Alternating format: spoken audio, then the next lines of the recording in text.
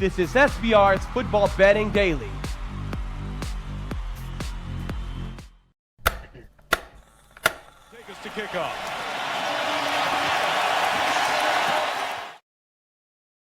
Welcome into the student section alongside Asher and Big Man on Campus. I'm Drew Martin. We're going to be hitting on the college football card. We got 4 games scheduled. We'll also hit Miami and a couple other games. Let us know in the chat box what you guys want to hear. But Jeff, welcome into the show. You can follow him on Twitter at Jeff Nadeau. You doing all right, man? Doing well, Drew. How are you? I'm doing good. You excited for this weekend's college football card here? Oh, yeah. Always excited. All right, good stuff, man. And last, certainly not least, Asher Wildman, his second appearance here on SBR. Follow him on Twitter at AsherWildman6. Asher, welcome to the show. How are you? Hey, guys, Big Man, don't tease us like that. If you're going to zip all the way down, my man. Don't hold out on me today. No, I'm pretty zipped down myself already, Asher. Thanks for noticing. Asher, let's just start off, man. Right at the top, we got a game here in the Big Ten, Maryland and Michigan. But wait, Drew. Yeah. Before we get into the show, Asher made a comment last week, and we got to see where he was going with it because. All right, I was going to wait to get to that. Well, I just want to know because I'll admit, I'm Catholic. I've lived Catholic my whole life. Notre Dame, I don't like. I've never liked.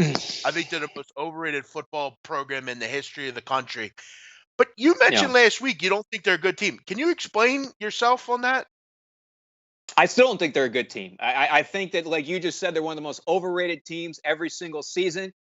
You look at who they played. They barely got by an average Michigan team. They barely got by a mediocre Ball State team.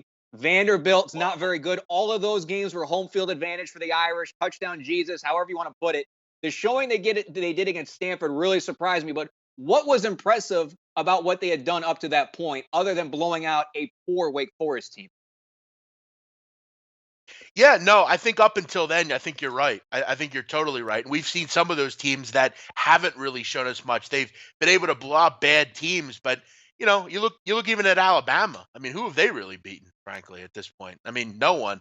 But you're right. I mean, every year Notre Dame is a team that, I mean, they haven't won anything legitimate since the 80s or 70s, really. I hear you on that, but I think we have to agree, though, after Stanford, that was pretty impressive what they did. I'm going to hold out judgment on Stanford for a little bit longer, too, because I don't even think Oregon's that good. I think we give way too much. See, this is the problem with rankings. I feel like rankings shouldn't even be released until week 6 of the season because nobody knew how good LSU really was. Nobody knows how bad some of these other teams really were, like Florida State. I think the ranking system is completely flawed, and it tricks people until midseason. Sure. No response, Big Man? No, I actually don't disagree with anything he said. I hate rankings as well. I just want to say that I think Notre Dame with Book are a different football team. I think Michigan is a good football team, and beating them the way they did. Michigan did make a lot of mistakes in that game, a lot of penalties, a lot of bad turnovers. But, yeah, I think, again, it's only week 5 or week 6, whatever it is. The jury is still out on a lot of these teams. But, look, if Notre Dame runs the table, they're in no matter what we say. That's a good enough schedule. But, hey, they have to keep – I don't know if we're going to learn much either this week about them because Virginia Tech's playing with a backup quarterback. So, yeah, we'll see. Interesting, though. Asher, I want to apologize, man. It's only your second time on. Big Man coming at you with the Notre Dame comment there. No, good stuff, though, Big Man. And I was going to ease into it because I remember you saying that last time. But one of the ways, and I've talked about this with Big Man before, and people have probably heard me on the SBR channel talking about it, but in my opinion, the best way to win is to find change. And we found that with Ian Book in the change at quarterback. That's where I think Notre Dame actually changes and you can beat them in the betting markets. Would you still feel like they're not a good team with Ian Book as the quarterback? I think it's evident that Ian Book has a better grasp of his offense, and the team has responded to him as the quarterback for the Irish. It has only been a small sample size. I mean, yes, he did a good job against Wake Forest. He had a pretty good game against Stanford. Too small of a sample size compared to what they were facing earlier in the season because there's a lot of talent on this Notre Dame team. Clearly, quarterback can make a huge difference, but I need a bigger sample size before I can really commit to Ian Book. Okay, good stuff. Big Man, okay with you if we move on to the games? Yeah, I just don't know if we're ever going to find out about Notre Dame because I don't really see anyone on the schedule that is overly concerning to me. So that's kind of your problem. And I think it might be a team like that one with Manti Te'o where, we don't ever really know until maybe the last game of the season where we can say, oh, look, they were a fraud or, hey, they weren't. If they get to the playoffs, they could be one of those teams that maybe aren't deserving of it. This schedule really isn't that good. I mean, at the end of the day, but yeah, I'd love to move on, Drew, for sure. Good conversation, though. Yeah, for sure. And you make some great points with the scheduling. And it's not necessarily this Notre Dame's team's fault, this year, because scheduling happens so much. Some of the bigger names are a little bit down on their schedule. And if they run into the playoffs and, they're the 4 team against Alabama, the 1 team, it's hard to say they don't deserve it, even though they might get their doors blown off. Sure. All right, guys, we'll get into it. Big Ten action here, 337-338, Maryland, Michigan. I'll tell you guys, I like Maryland plus the 17.5, but Asher, how do you feel about this Big Ten matchup? Yeah, actually, guys, I'm actually going to lay the points on this one. I think Michigan can handle things, and for a couple reasons. The last 3 times Michigan has faced Maryland, they've all been blowouts. A 25-point win at Maryland, 56-point win at home at the Big House, 28-0 shutout against Maryland. Clearly, Jim Harbaugh knows how to game plan against the Terps. This offense is finally trending in the right direction. Look, the biggest head scratcher, what really I don't even think is a head scratcher people want to talk about when it comes to Maryland, is how they beat Texas. So many things and emotions going in that first game, especially after all the hoopla that happened in the offseason with the incident with their offensive lineman. I think Michigan comes in knowing that they need impressive quality wins. I expect a blowout by Michigan because that's what they've been known to do against Maryland at the Big House. Okay, and Big Man, I know you've touched on this before, but do you mind just giving us a few quick comments on Maryland, Michigan, which way you're leaning? Yeah, I think there's some great points, and I think if you look at over the last couple of years, I think one thing Harbaugh has done a pretty good job of is beating teams like this badly in that stadium. You look at earlier this year, Western Michigan, Southern Methodist. I don't think this is much different. Maryland are a team that really struggle, and they haven't had good quarterback play and seemingly ever. And it's not so much quarterback play, it's just keeping their quarterbacks healthy. That's been no different this year. Kasim Hill's a guy that, is a nice athlete, but you really haven't seen a ton from him. He's only completing 55% of his passes. And, I look at a comparable opponent as far as at least defensively. Temple's a pretty good defensive team at the end of the day. They were able to really hamstring Maryland, and Maryland just couldn't move the ball. They only had about 190 yards of total offense. Michigan are a top-level defense. It wouldn't surprise me if Maryland gets shut out in this game. 7 points, something like that. Like Asher said, I'd be very surprised if Michigan doesn't run away with this one. I think the line's a little too low. I think a lot of people are looking at Michigan's game last week and putting too much stock into it. It was on the road. It was against a better opponent. They're not going to absolutely destroy every opponent they play. And up until then, they'd won every game by 25 or more, other than the Notre Dame game. So they're going to have an off week. The fact that they came back and won was a little bit more indicative of what they are. And they're back at home here. So, yeah, I would lay the points also. And Drew, I just want to add one thing. Their 3 games at home have all been blowout wins: a 46-point win over Western Michigan, 46 over Nebraska, and a 25-point win again at home against SMU. I just think they're a completely different team when they're at home. Yeah, I understand all you guys got, your analysis. It makes sense. There's one thing that I really like for the Maryland side, though, here, and they're coming off of a bye week. So when you talk about Big Man, you bring up some great points of the quarterback not really, being the best of passers, a good athlete. Do y'all factor into your handicap as far as coming off the bye week, working on the fundamentals, that they'll be a little bit sharper in the passing game? They'll be a little bit better with the timing in the running game. That's a decent thought. I mean, I definitely see it, but it could also be, a good thing or a bad thing. That could also mean they're a bit rusty. You look at Houston; they played tonight. They're in a similar situation. I remember first game of the season, I backed Houston. They were awfully rusty against a bad Rice team. But you look at how good Michigan is on defense. I mean, this team's only given up 3.58 yards a play. I mean, there's no one even on the same planet as them. The next closest would be Miami. They're giving up 4 yards a play. So, I mean, just what they've done on defense is quite amazing. You take out that Notre Dame game, I mean, where is this team defensively? They're light years above everyone else. I think Maryland is a team that I think Hill will be like 7 for 19 for like 60 yards and an interception or two. I just don't think they score very much in this game. It's going to be very difficult. Yeah, big man, I could definitely see that happening. I mean, if this game, gets out of hand, Michigan runs away with it because if Maryland can't run the ball, they're in trouble. But if they're able to kind of get a couple timing runs, a little bit more on point in the passing game, I could see them putting up some, not big points, but hanging in there. I mean, Asher, do you factor in, coming off of a bye week and kind of the fundamentals being better for the Maryland offense into your handicap?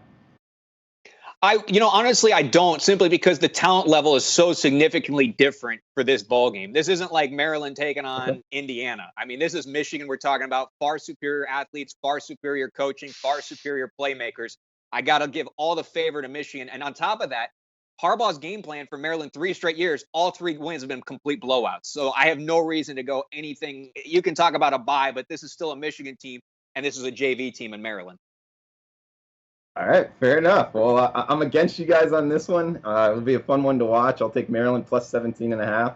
And we'll move on down the board here. 393, 394, Navy at Air Force.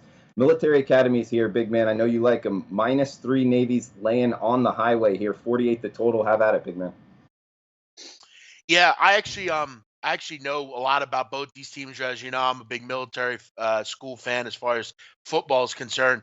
And I think if you took, it's funny. Last week, Drew, I took Air Force and Nevada over the total, and I was unfortunately learned early on in the game that Air Force's quarterback got a random concussion that wasn't reported all week, and he didn't play in the game. They went with their backup. He didn't play well. The third string player actually played a lot better than anyone else. But looks like both quarterbacks are going to be healthy here. Malcolm Perry's back for Navy. I mentioned this with our friend Donnie Wright. Said I looked at this game and I see a total at 48. I mean, look, all due respect to these teams, I know they generally play low scoring and they kind of just cancel each other out. But these are two teams that I think you're going to see a lot of, successful possessions. I don't think either team can stop each other. Last year it was 48-45. Each team ran for a ton of yards on the ground as always. I think weather won't be any problem if you've looked at the weather report. I know generally these team games go under, but you look at recently, they've been somewhat high scoring for the most part, especially last year. I'm going to look at 48 and say that's a little too low for these two teams. I mean, that's a low total in college football. You break off a couple big runs, as these teams are known to do. Plus, you have the fact that Air Force has been known a little bit recently more to get involved with throwing the football. Look at the game last year; they had 281 yards of offense through the air. And if you know anything about Navy, they really struggle to stop the pass. If I'm Air Force, the game plan is to tack them a little bit more vertically as opposed to just sitting back. I mean, they can move the ball through the air. I'm looking over in this game. I think the total's too low. All right, Asher, what are you thinking in this military matchup here, Navy and Air Force? Yeah, I was actually interested in this one for a couple reasons because a few weeks ago I saw, in fact, it might have been last week, the Navy SMU game, and I was actually really surprised how Navy really wasn't matching up with the talent level that SMU had. So I went back and checked, and in 2015 this was a 10-win team. In 2016 it was a 9-win team. Last year they were just a 6-win team. So it made me think, what the heck happened with the talent over the last few years? Because coaching and the offense has not changed. Well, Navy wasn't even a top 100 recruiting class, so whatever talent they had back then has cleared out. So this, to me, this is not a very talented Navy squad compared to the flip side of Air Force trending in the opposite direction. I think Air Force is going to win this game. As far as the output goes offensively, I think Navy's still that triple option. It's the same thing Air Force used to run. I think they'll be ready for it. In fact, I think their rushing defense, they only allow 98.5 yards a game. I can see this being very one-sided, but I will agree that I think the point total is set way too low. But I like Air Force kind of big over Navy. Asher, I think that's a great point when you say, the program trajectory going in different directions, because if you haven't been betting these teams too much in the last year or so, which I haven't, the military academy's been involved with too much of recent anyway this year. And when you see Navy at Air Force with the line only 3, it looks a little fishy. It's almost like, man, Yeah. Navy should be laying a little more. So I know enough to kind of stay off of it. But big man, we got some people saying, Joey in the chat box saying very interesting on the over. I think you bring up a good point there. One thing that I'm always scared about betting two option teams against each other is they can prepare for the offenses very well. Did you bring that into the handicap at all? Yeah, I mean, I think you generally they face each other in practice, of course, and that kind of thing. But Again, I think a point made, interesting point by Asher is, you look at this Navy team and the trajectory of military schools. Generally, you're going to get 4-year players there. When Keenan Reynolds left, they had a little bit of a slow pattern in quarterbacks. Will Worth never really amounted to much. He was injured. Zach Abey was never a good enough quarterback. He was injured a lot. And then last year just happened to be the time where you had a lot of seniors. And I bring this up all the time, and I think in the NFL it's important as well to mention. I don't know if you guys know, but last year Navy was featured in a Showtime documentary following around their football program. Yeah. And it just seems like every time a team is focused on by HBO or Showtime or any of these places, they seem to struggle. You look at the Rams a couple years ago, all these hard knock teams generally struggle.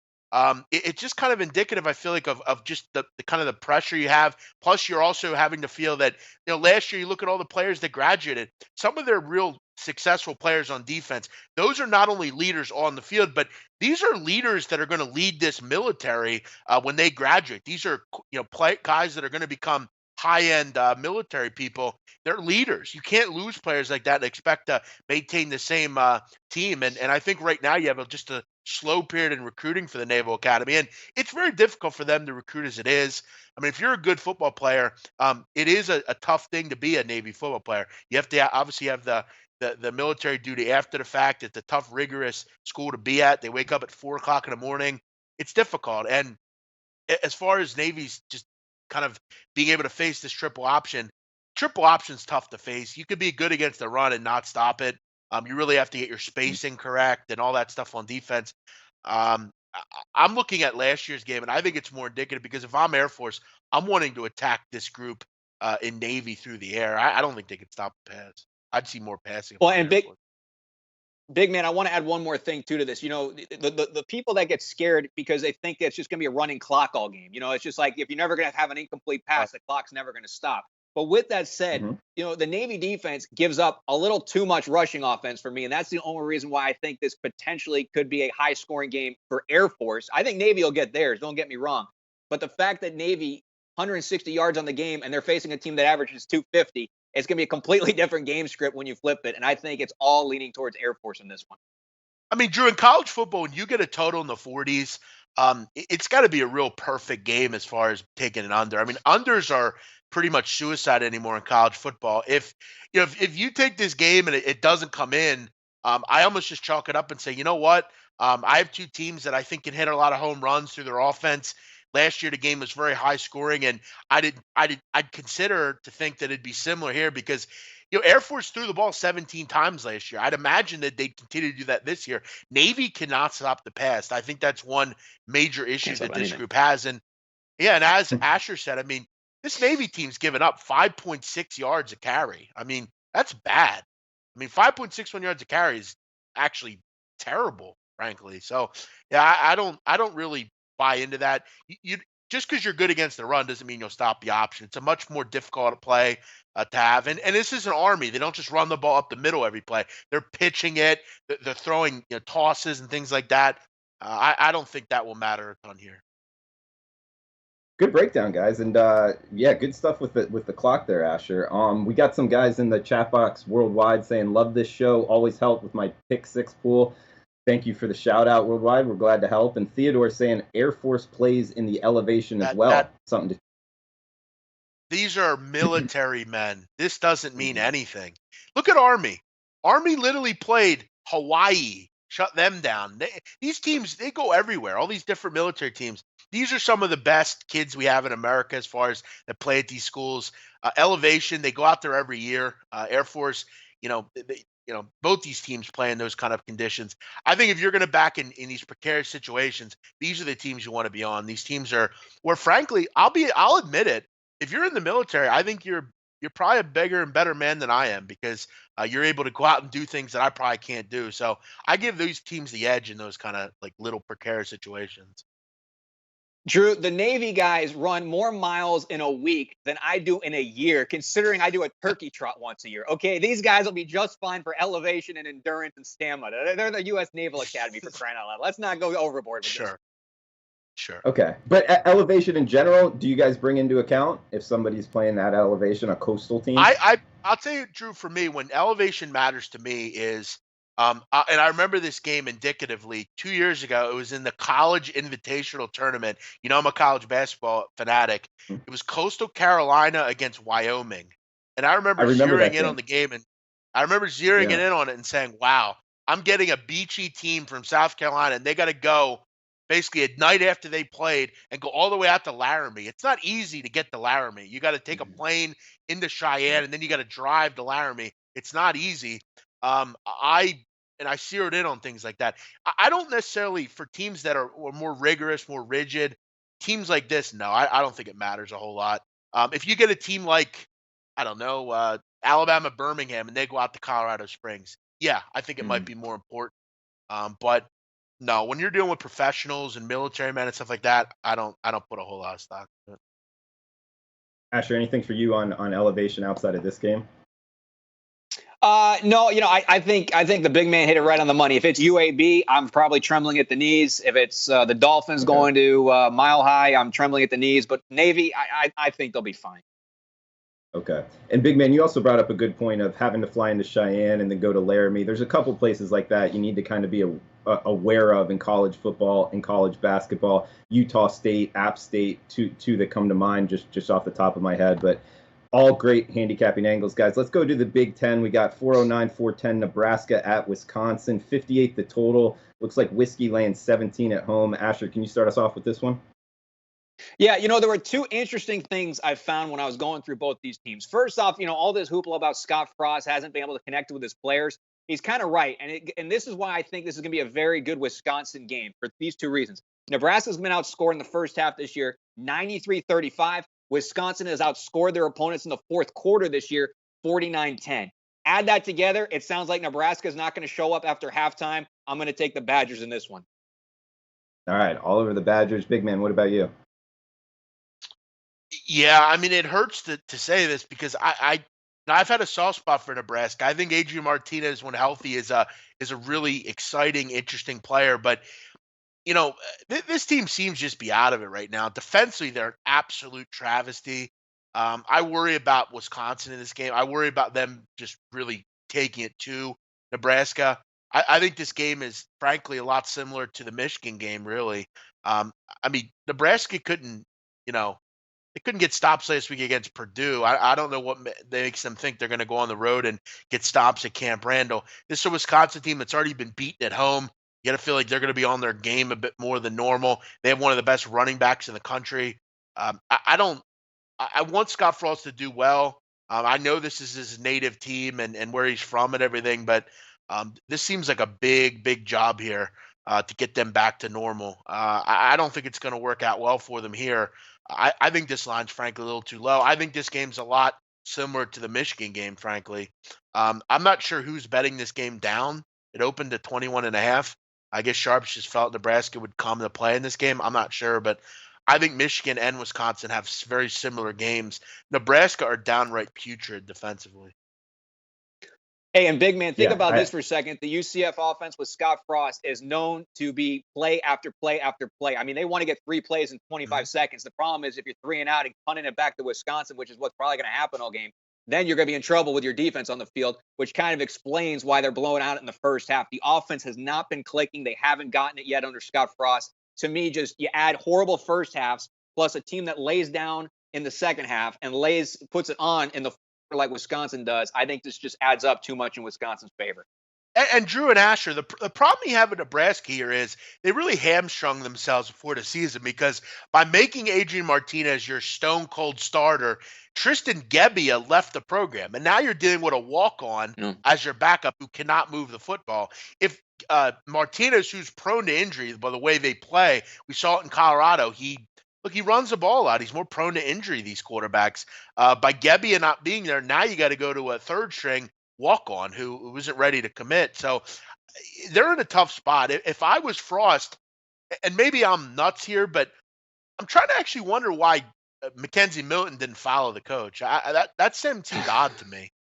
I would have. I mean, you go to the Big Ten, You're playing against better competition. If they're so obsessed with winning and they're the national champions, well, now you have the chance, Mackenzie Milton. Go with your coach. Go to Nebraska. He'd be the starter. Martinez could be behind him. It's a very similar quarterback.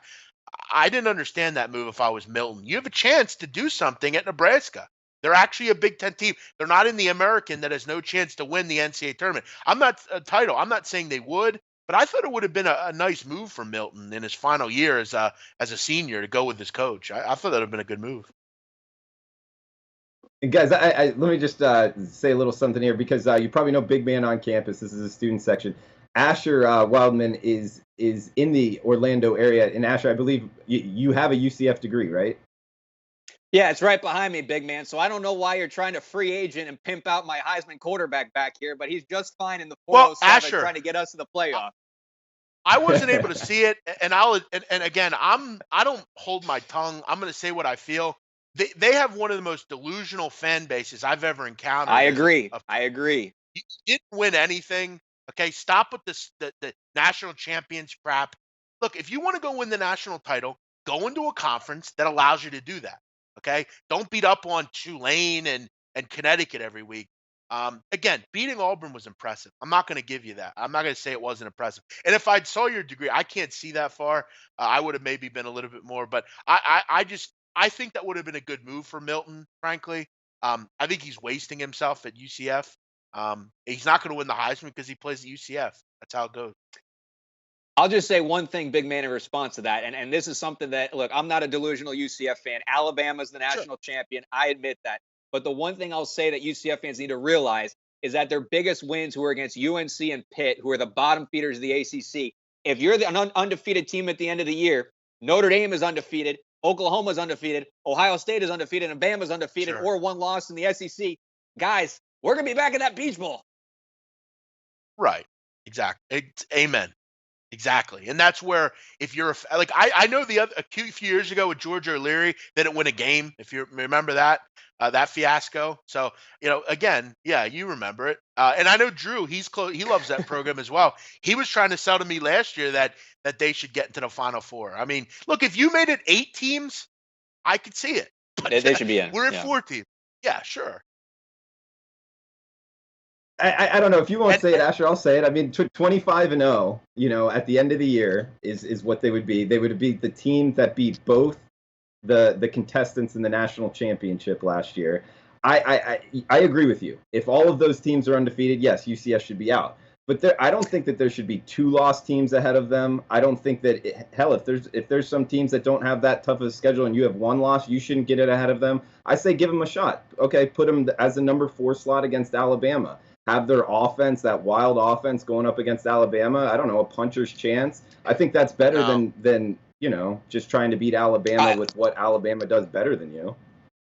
To just respond to that real quick, just 2 things. First off, the 25-game winning streak, it's great for the school, but it means nothing this year. The playoff committee doesn't care how many games you've won in a row. It's about what you've done this year. And the bottom line is UCF is going to beat nobody this year. In fact, the highest Sagarin-ranked team potentially they're going to beat this year is the 53rd ranked Memphis Tigers, according to Sagarin. To me, I just can't justify beating a bunch of schlabobos and putting you in the playoff.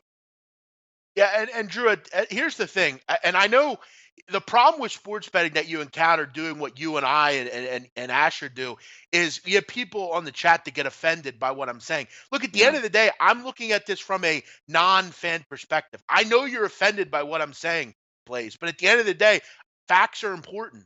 If Mackenzie Milton wants to win the Heisman Trophy, he should go to a better school because he can't win it at UCF. It's sad. I love mid-majors. If you know anything about me, you know I absolutely love Gonzaga basketball and all these different places. The thing about the national title in college basketball is if you play good enough and you're Loyola University, you can go to the Final Four. Unfortunately, if you're a mid-major, it just doesn't work for you in college football. And that's sad, but it's just the truth. You can be as good as you want. But as Asher says, it doesn't matter because we don't want to see those type of teams in the Final Four. They get normally dealt with accordingly and easily.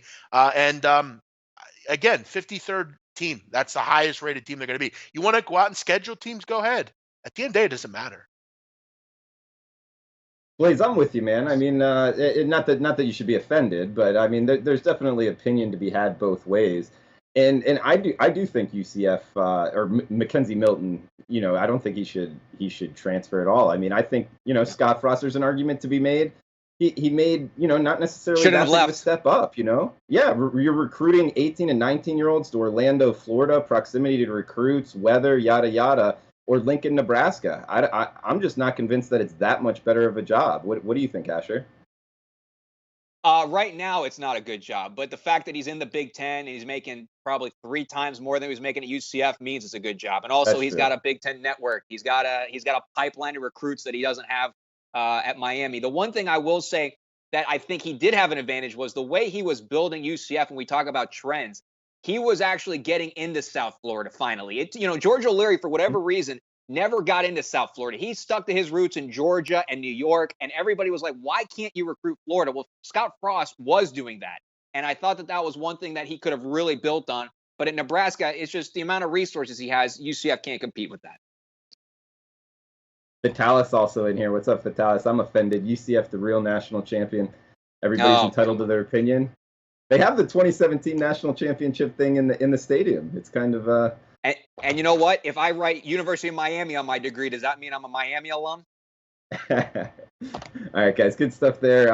Let's move down to what some people consider a degenerate special here. I tend to love it. I know Big Man does as well. Wyoming at Hawaii, 57 the total. Looks like the Rainbow Warriors laying 3 at home. Asher, 1, you like watching this late night time slot, and 2, what's your view on the handicap of Wyoming and Hawaii?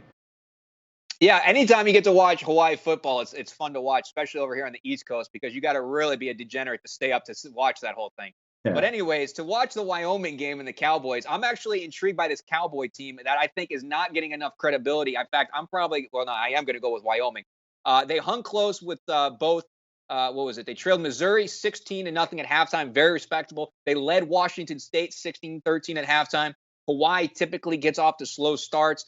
Wyoming also, when you look at teams that they've lost to compared to Hawaii's lost to with the Sagan rankings, 28 Washington State, 23 Boise State, Mizzou 38. All those games were close at halftime. The difference between that is that they just don't have the athletes to go 4 quarters with those bigger schools just yet. I think Wyoming is a better team than Hawaii, and I'm going to take Wyoming in this one. Good breakdown, Asher. And Big Man, what about you? You excited for this matchup, and who are you looking to bet?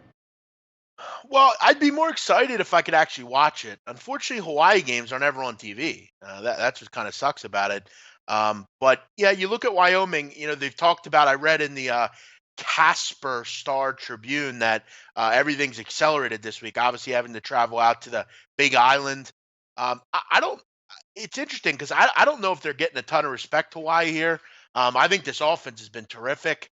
And if you look at Wyoming, I mean, this team's had some trouble, at least recently, getting stops through the air. I mean, we all know what Hawaii's going to do. And I think you make a good point against Missouri. They did play well. But here's the truth of the matter. They lost 40-13. They gave up 400 yards through the air in that game. Boise State threw the ball all over them as well. You're not having to lay 13. You're not laying 17 here. You're laying 3. I don't like Hawaii's defense really other than anyone else either.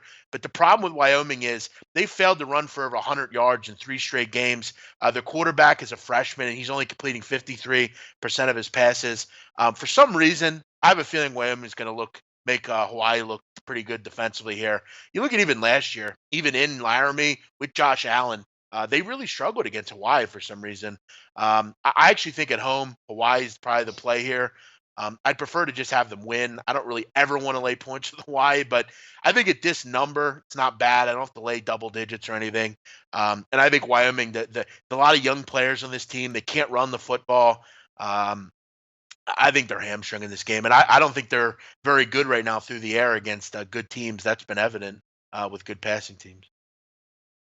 Yeah, guys, good breakdown. I think Wyoming is kind of up against it talent-wise, but however, making the trip out, it's almost a situation where I want to bet on Craig Bowl and the coaching staff. I think they're a really well-coached team. So making this trip, I want to get on that side, but I could see them kind of just being up against it. Like you just said, Big Man. They don't throw the ball very well.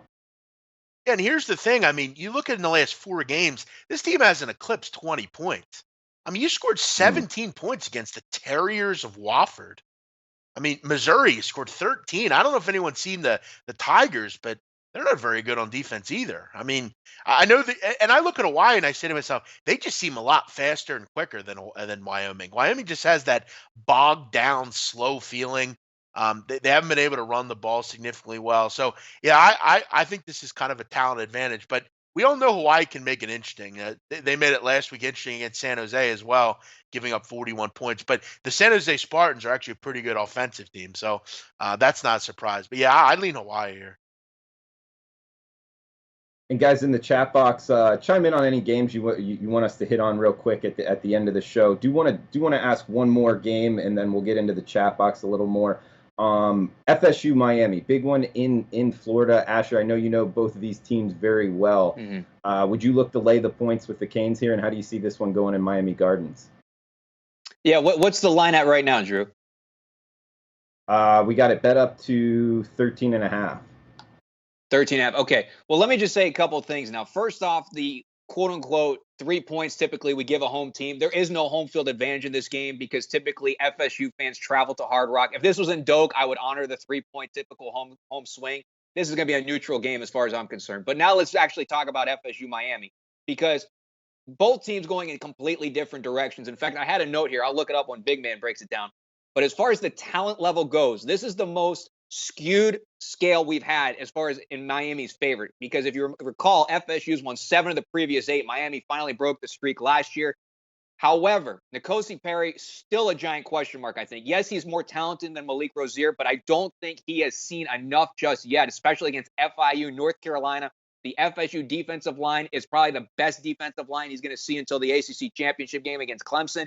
I think FSU with DeAndre Francois keep this game close. I know a lot of people think this is the year Miami's going to blow them out, but I do think Miami does have their weaknesses, and it's in the secondary, and Francois is a good thrower. He has not worked out just yet in this RPO offense with Willie Taggart. I don't know if Willie can change his plan of attack in this one. If he can, I think Francois and the Noles keep it close. I think it's a 10-point win, something like that for Miami, but I'd take the points with FSU. I think they could cover that.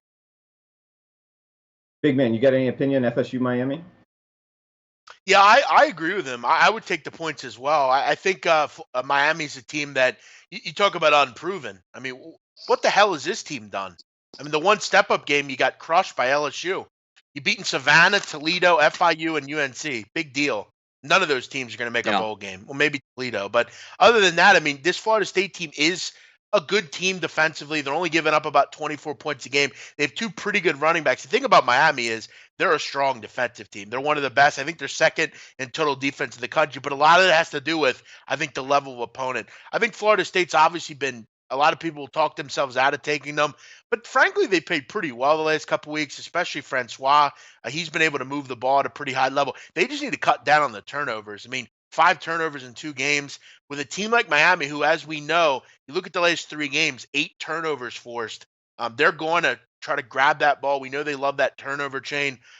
I'm hoping to get 14 here. If I can get 2 clear touchdowns, I'd probably be on Florida State. I think they have a pretty nice outing here. They're going to be up for this game. This is obviously an important one. They can kind of get back in people's good graces with this game. I think they're better than people think. I would take the Seminoles.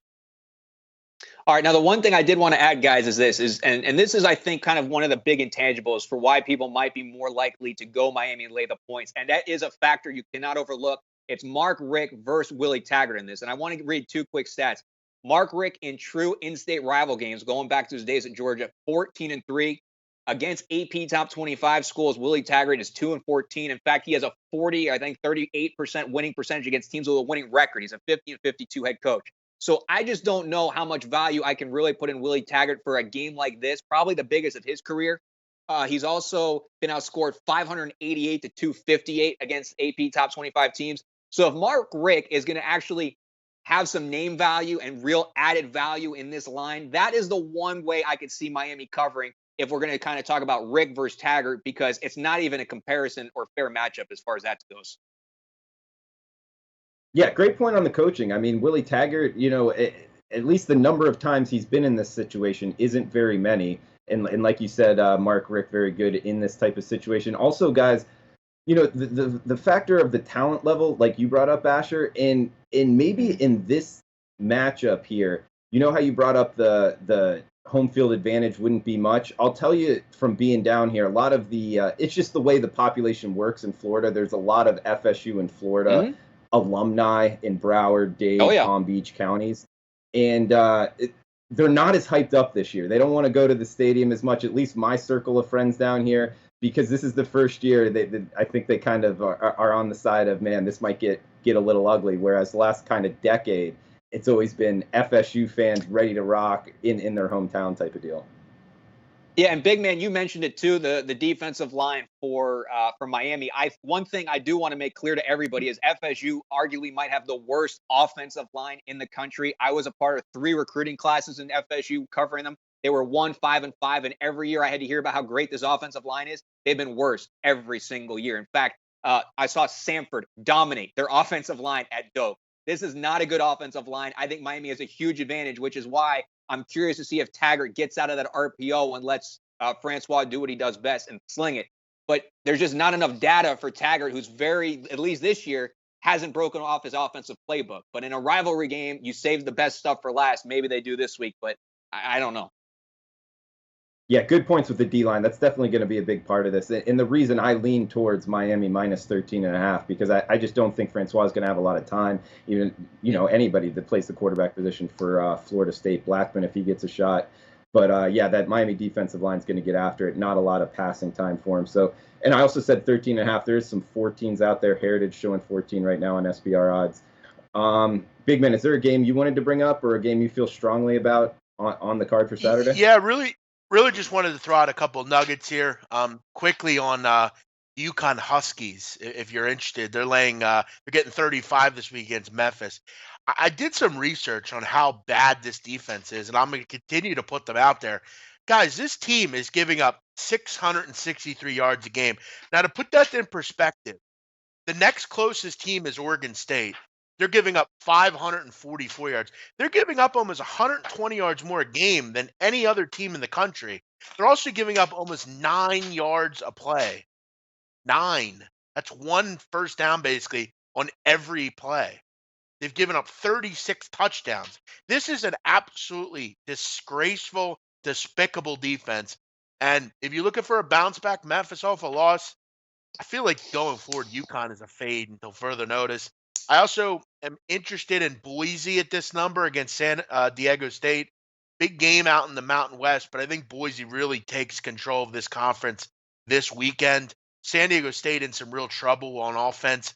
Quarterback's out, Chapman. Jordan Washington's out as well, and Ryan Agnew's not been able to move the football. You look at what Boise wants to do. Throw the football. They're one of the best passing offenses in the country. San Diego State's built to stop power running games. They want to stack the box. Problem is, their corners are really poor. They're one of the worst pass defenses in the country, giving up almost like 300 yards a game. I think Boise at home looks to take care of San Diego State here. I think a lot of people will think, oh, that game's going to be close. But if you peel back the onion a little bit, Brett Rippon should have a big game against a pretty poor SDSU pass defense. Big man, I like your Memphis call there too. For a lot of the same reasons, I could see Memphis laying out some steam on UConn. Getting a couple questions on 311, 312 Utah State at BYU, the late game on Friday night. Do either of you guys have an opinion on Utah State BYU or any of the weeknight games here with Tulsa Houston or Georgia State Troy? Big man, I'll let you go first. Yeah, I would say I think tonight's games, I'm not a big Sun Belt guy, so I don't bet a lot of Georgia State Troy. As far as Houston, I was somewhat surprised to see this number only at 17.5 or 18. I think this should be more like 20 or 21. I've told you that, Drew, on our Monday show. I just think they're not the team we think they are anymore. They don't move the ball at a high level. They don't have a quality quarterback. They're a little bit more slowed down.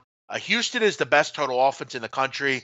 They play a lot of bad teams, and look, I don't regard Tulsa in any high-level football conversations.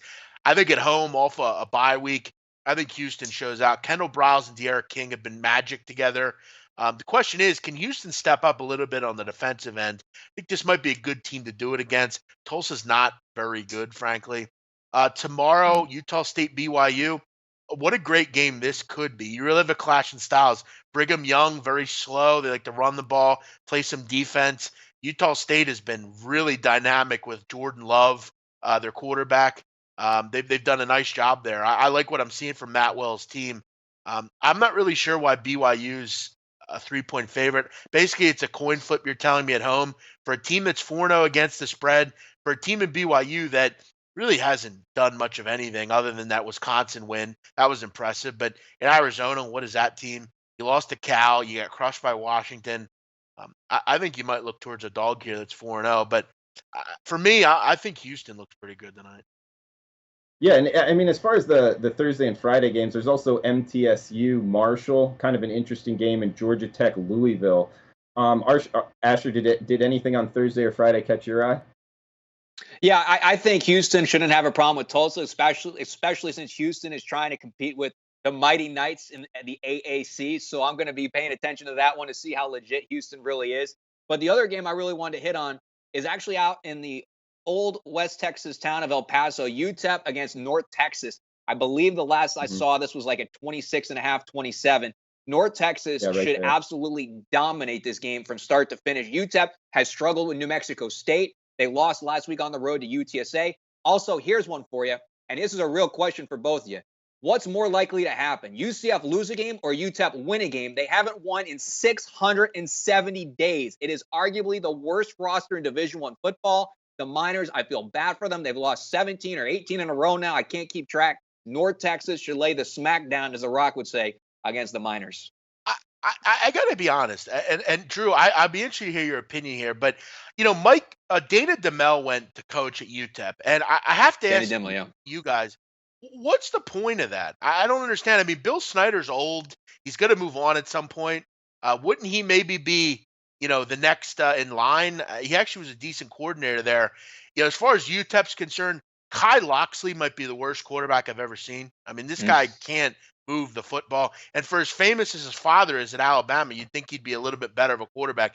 Ryan Metz, guys, there's a reason Ryan Metz hasn't played and he's a senior. He's not any good. It's like a minor league player that gets his start after 10 years. There's a reason he's not been in the major leagues. He's not good enough. North Texas is not only good offensively, they're very good defensively. You look at this UTEP schedule. I mean, you weren't able to beat the Lumberjacks of Northern Arizona. I'm not really sure which was a home game. You're going to win a game. Yeah, exactly. He lost by double digits. I don't know, maybe Rice, but I mean, Rice seems to be even better than they are. I don't see one here, but I like this play for sure. Big man, just to answer your question, Northern Arizona for that game on their. Yeah, so I'm sorry. Go ahead, Drew. Go ahead. No. Go ahead. They paid the game. UTEP paid Northern Arizona to come to El Paso from the mighty FCS, and they beat them on their home turf by 20. Now, to answer your other question about Dana Dimel. I just wanted to mention quickly, North Texas actually a few years ago were really bad. They actually hosted Portland State over in Denton, and they lost paid them like 60-0. 66-7. Yeah, I remember the coach got canned, and that was actually the start of the Seth Luttrell era. But yeah, I mean, you hate to pay those teams, but then you really hate for them to come and beat you by 20, 30, 40 points. But go on. Well, to answer your thing about Dana Dimel, from my understanding, what I've been told was that it was kind of one of those things where, because you're right, why would he leave Kansas State and Bill Snyder, who he's been with practically for 20 plus years on and off? Because if you remember, he had that stint in Houston. My understanding of the situation was that, hey, go look for something. We won't be upset if you don't come back, if you catch my drift. And then as far as the, what was the second part of what you were saying about with Dimel and the Miners? Why would he take the UTEP job? Yeah, I don't really understand why he would do that. I mean, it's a lost program that's no one wants. I guess, to be a head coach would be great, but yeah, to be a head coach is probably the answer. Well, and to answer the real problem with UTEP is why don't they hire a young coach who wants to innovate the offensive program rather than a guy who's been there, done that? The problem is UTEP doesn't like to hear them, and I know this for a fact. UTEP does not like to hear that they are a building of a resume program. They want somebody who wants to be there long term, which is why Dimel kind of makes sense for them because, guys, he's not going anywhere after this. So he's got 5 years to figure out if he can turn it around. They're not worried about him leaving for a job at Texas Tech or something. I mean, this is Dimel's mess to deal with. They actually did it last year with that guy Mike Price. I think they brought him back. Yeah. Yeah, and it was like, why are you doing this? He's 72 years old. He's just kind of a waiting coach. And then you go out and hire a guy that's older too. Like, why not go hire like a young, assistant at like Sam Houston State or someone that can move the football? I don't, A good I don't, recruiter, I don't, yeah. yeah, I don't get You this get whatsoever. Yeah, but to answer your original question, Asher, I would definitely take UCF losing. I mean, UCF's I have a hard time saying To they're who? for sure going to go undefeated. Yeah, who's they gonna Memphis, lose? Houston, to name a Dude, have you couple. seen UTEP? UTEP are just awful. I mean, Well, yeah, that's why I say Exactly, UCF. that's my Yeah. point. That's my Yeah. point. I mean, who are they going to beat? Rice is their only shot, in my opinion. Maybe Do they play UAB, but I Incarnate doubt they're Word to going on open the the season road. next year?